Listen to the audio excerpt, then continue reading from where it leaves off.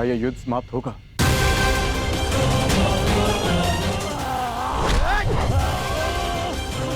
जिसका प्रारंभ हुआ है उसका अंत भी निश्चित होता है पार्थ।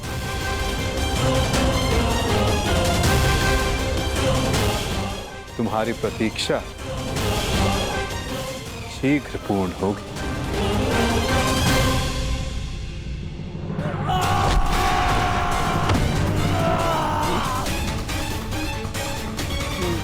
उठो जरासंध, युद्ध करो, उठो।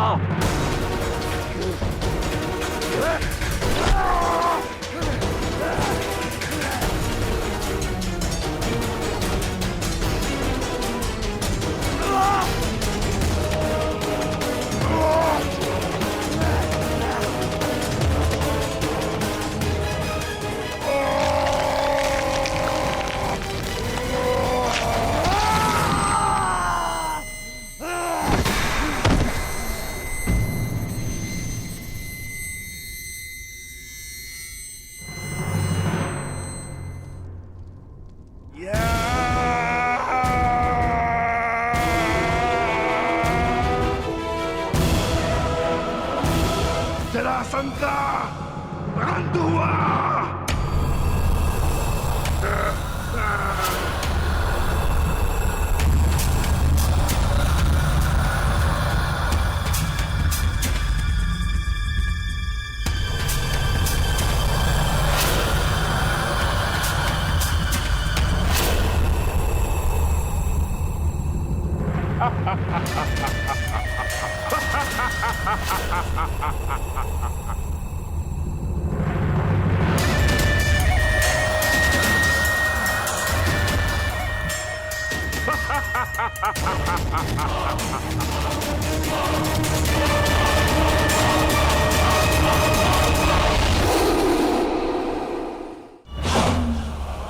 मुझे चुनौती देने से पूर्व मेरे जन्म की कथा तो जान लेते। माता के गर्भ से 2 पिंडों में जन्मा मैं, मृत, और मेरे शरीर को वन में फेंक दिया गया। वहां जरा नामक राक्षसनी ने उन पिंडों की संधि करके जोड़ा और मेरा नामकरण हुआ जरासंध।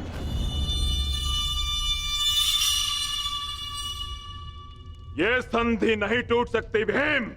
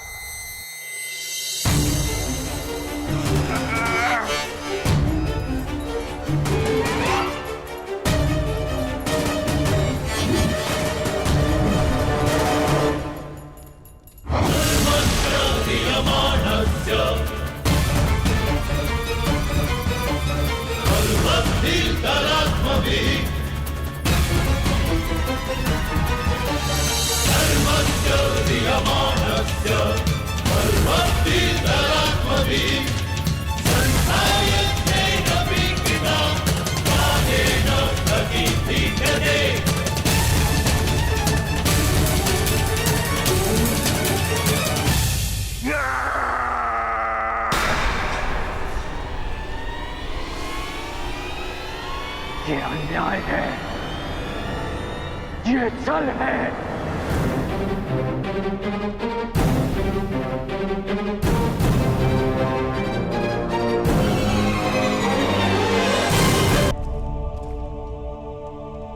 ये अनीति है।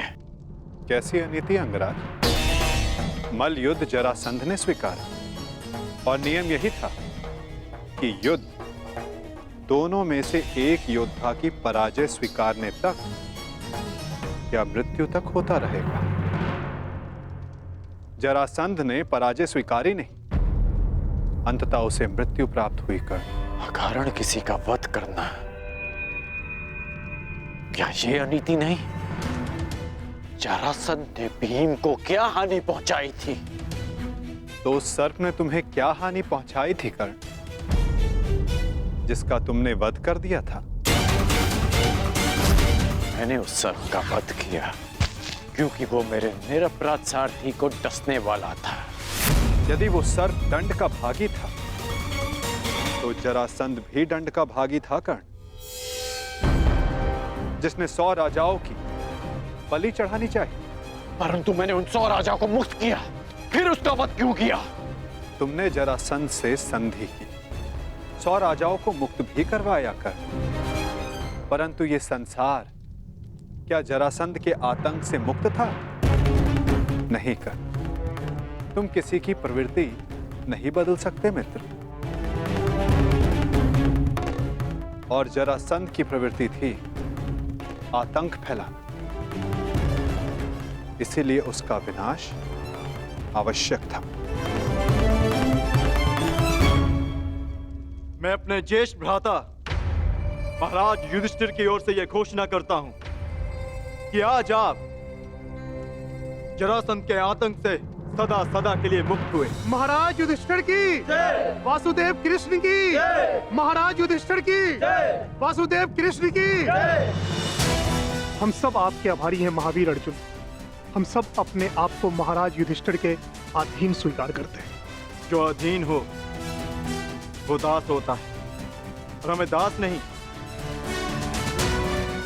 आपकी मित्रता चाहिए।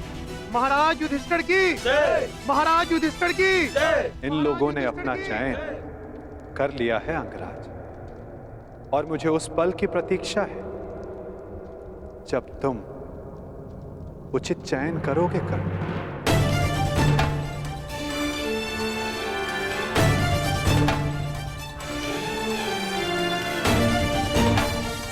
आप ही ने कहा था कि जीवन में कुछ उचित अनुचित नहीं होता।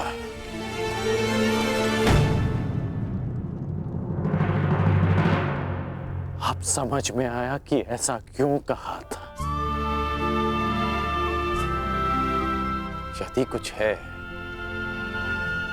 तो वो है कर्म, और आपके कर्म के परिणाम, और मेरे कर्म मेरी दृष्टिकोण में उचित हैं, और आपके कर्म आपकी दृष्टिकोण में। अद्भुत। तुम मुझे कभी चकित करने में असफल नहीं होते मित्र।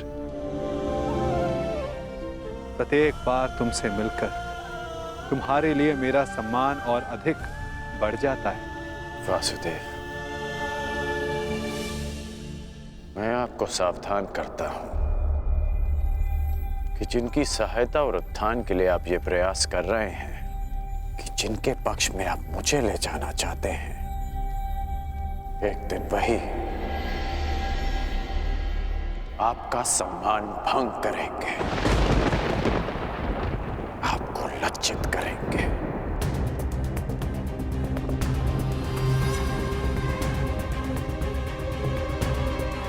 प्रणिपात। प्रणिपात अंगराज।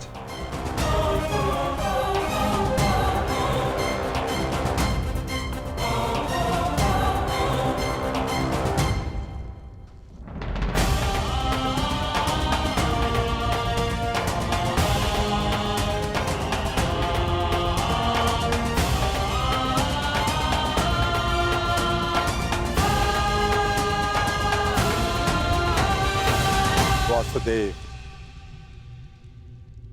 स्वप्न में आपने मुझसे कहा था कि आप हमें मुक्त कराने आ रहे हैं। वो स्वप्न ही था या सत्य? मनुष्य के स्वप्न ही उसके भविष्य का, उसके अस्तित्व का परिचय होते हैं भद्र विश्वकर्मा। यदि मनुष्य स्वप्न देखेगा नहीं तो उन्हें पूर्ण करने की चेष्टा कैसे करेगा? स्वप्न हमें चेष्टा की प्रेरणा देते हैं। अवश्य आपका स्वप्न एक सत्य था भद्र। जरासंध के अत्याचारों से हमें मुक्त कराकर आपने हमारे प्राणों की रक्षा की है। आपके उपकार को मैं कैसे चुकाऊंगा? एक भूमि को श्राप मुक्त करके।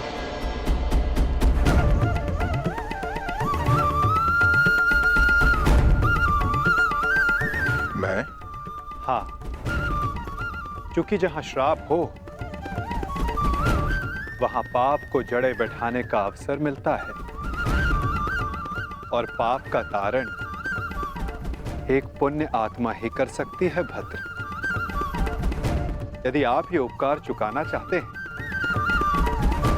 तो आपको युधिष्ठिर के राज खांडवप्रस्थ के श्राप को हरना होगा,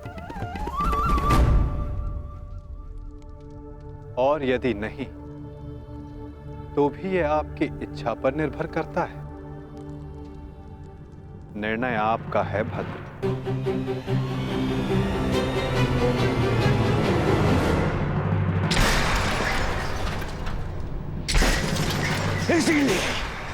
इसीलिए मुझे वो कृष्ण पूरी आंख नहीं सुहाता।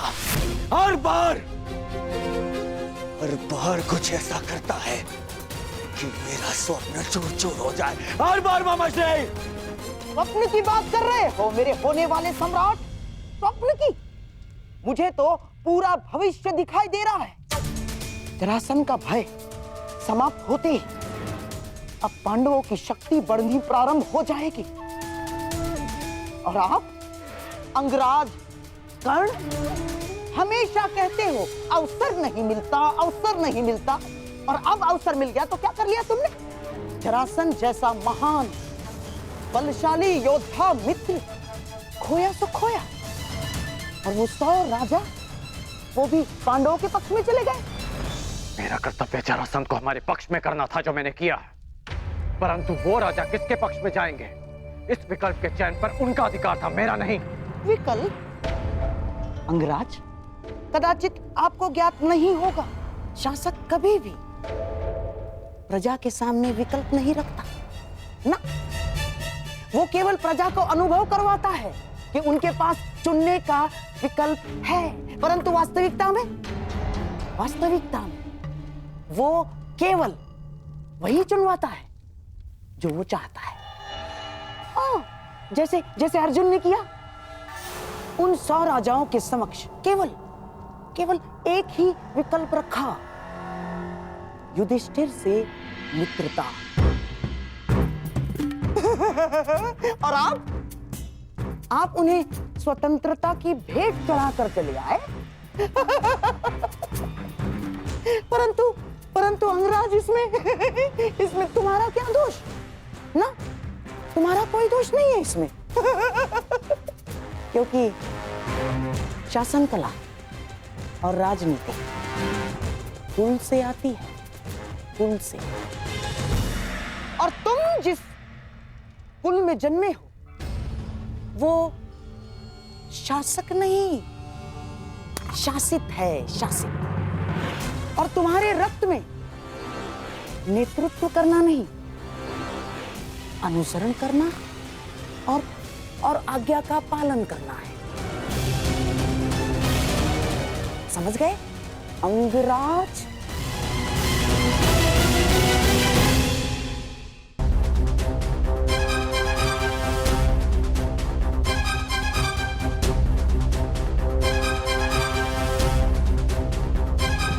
मुझे प्रसन्नता है कि मेरा जन्म उस कुल में हुआ जहां रथ चक्र बनाए जाते हैं, कुछ चक्र नहीं। जहां आज्ञा का पालन किया जाता है, षड्यंत्र नहीं। मित्र दुर्योधन ने जो मुझसे कहा, मैंने उसका अनुसरण किया।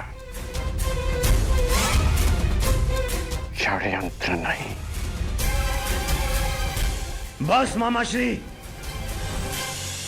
वहां वो पांडव अपना बल बढ़ा रहे हैं और आप मेरे मित्र का अपमान कर रहे हैं मामाश्री। धन्य हो मेरे होने वाले सम्राट। यहाँ तुम्हारा मित्र तुम्हारा भविष्य पांडवों की झोली में डालकर चला आया और तुम मान और अपमान को लेकर बैठ गए।